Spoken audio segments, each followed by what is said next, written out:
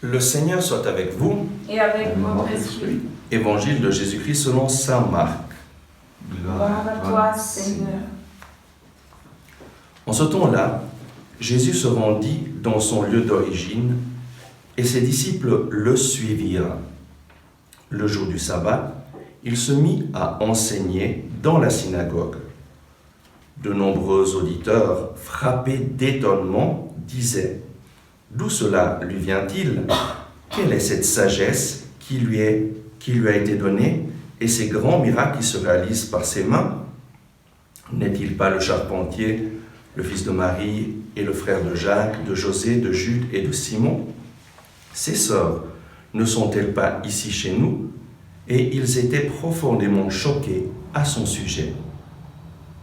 Jésus leur disait, « Un prophète n'est méprisé que dans son pays, sa parenté et sa maison. » Et là, il ne pouvait accomplir aucun miracle. Il guérit seulement quelques malades en leur imposant les mains. Et il s'étonna de leur manque de foi. Alors Jésus parcourait les villages d'alentour et en enseignant, acclamons la parole de Dieu. Louange à toi, Seigneur Jésus. Une question fondamentale pour chacun d'entre nous, c'est « Suis-je une brebis de Jésus ?» Et aujourd'hui, nous pouvons nous poser cette question. Pourquoi? Parce que nous avons lu, Jésus a dit « Mes brebis écoutent ma voix, dit le Seigneur. Moi je les connais et elles me suivent. » Une brebis de Jésus, qu'est-ce qu'elle fait? Elle écoute. Elle écoute quoi? Elle écoute la voix du Seigneur. Quelle voix écoutes-tu dans ta vie? Quelles sont les voix qui ont de l'influence sur ta vie? Cette question te permet de savoir si tu es une brebis de Jésus ou pas. Et ensuite, mes brebis me suivent. Écouter et suivre. Suivre qui? Qui est-ce que tu suis dans ta vie? Suis-tu Jésus? Et nous voyons dans l'évangile d'aujourd'hui, Jésus qui se rend dans son lieu d'origine à Nazareth et ses disciples le suivirent. Une brebis de Jésus suit Jésus. Le jour du sabbat, il se mit à enseigner dans la synagogue. De nombreux auditeurs, frappés d'étonnement, disaient « D'où cela lui vient-il » Donc Jésus, le jour du sabbat, c'est le jour de la prière, et il se met à enseigner dans la synagogue où les gens se réunissaient pour prier. Et là, en plus de Jésus et de ses disciples, il y a de nombreux auditeurs qui sont, eux, frappés d'étonnement. Donc, ils entendent Jésus, mais ils sont frappés d'étonnement. Et qu'est-ce qu'ils disent? D'où cela lui vient-il? Quelle est cette sagesse qui lui a été donnée? Et ces grands miracles qui se réalisent par ses mains? N'est-il pas le charpentier, le fils de Marie, le frère de Jacques, de José, de Jude et de Simon? Ses sœurs ne sont-elles pas ici chez nous? Et ils étaient profondément choqués à son sujet. En d'autres paroles, mais on le connaît, celui-là. On l'a vu depuis son enfance. On connaît les personnes, sa maman. Et puis, comment c'est possible qu'il fasse ces choses-là? Ensuite, il y a d'autres qui, aussi par manque de connaissances bibliques, arrivant sur ce passage, disent « Mais regardez, c'est écrit que Jésus est le fils de Marie, le frère de Jacques, de José, de Jude, de Simon, et il a des sœurs. Et donc, Marie n'était pas vierge.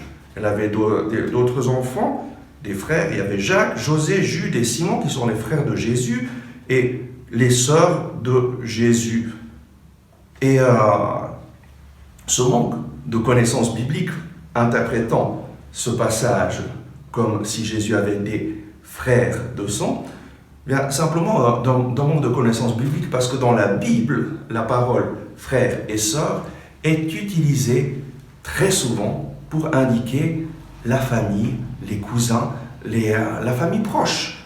Et ces frères et sœurs de Jésus, où est-ce qu'on les retrouve? On les retrouve dans d'autres passages de l'Évangile, mais surtout on les retrouve juste avant la Pentecôte, avec les apôtres et Marie et les frères de Jésus qui sont en train de prier au Cénacle. Et donc, comment est-ce que c'est possible que Marie ait des enfants et que ces enfants ne s'occupent pas d'elle lorsque Jésus meurt?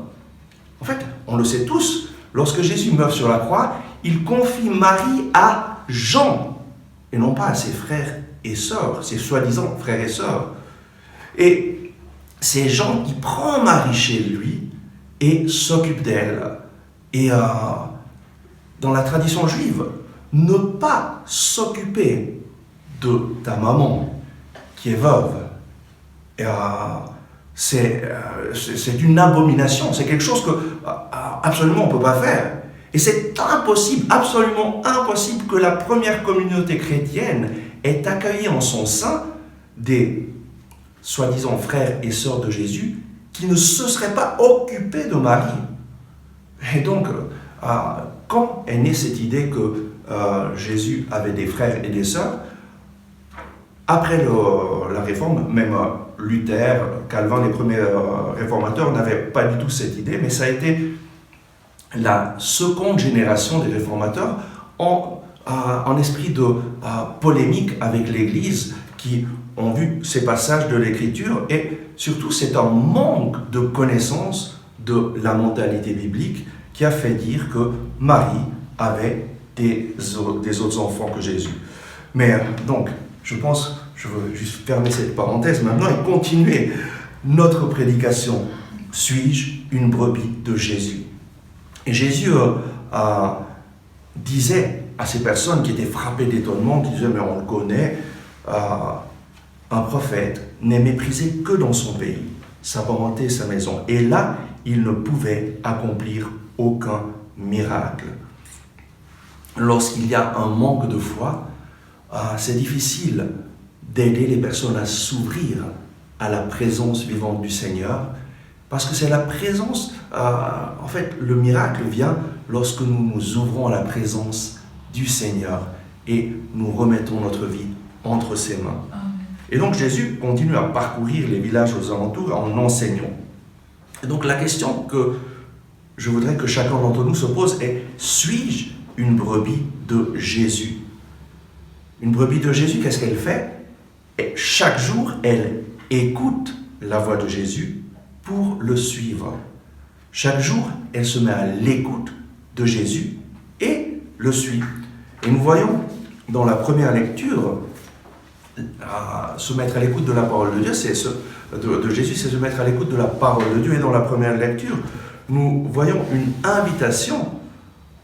Frères, vous n'avez pas encore résisté jusqu'au sang dans votre lutte contre le péché.